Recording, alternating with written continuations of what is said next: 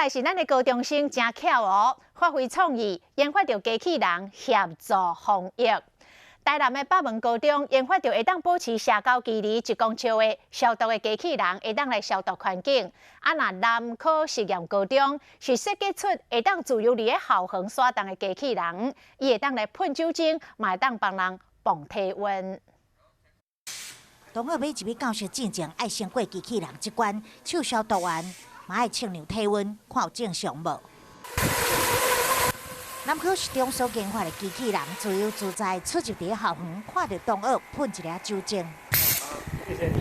老师伫远端监控每一位同学是毋是有做好防疫措施，就是会比较提升我想要来这边就是消毒的意愿。希望说透过一些机器人的设计，让它好玩有趣。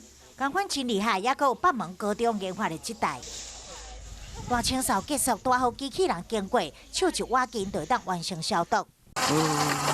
除了接洗手，款计消毒作业，嘛会当靠伊来帮忙。超音波感测器去侦测到你的手，然后它就会喷出酒精。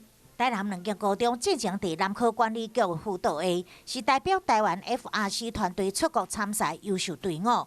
但是即摆疫情影响赛事延后，不过学生也是发挥创意。设计出防疫机器人，用轻松趣味的方式提醒民众，咱袂记哩接洗手、甲消毒，保持社交距离，嘛算是为防疫尽一分的心力。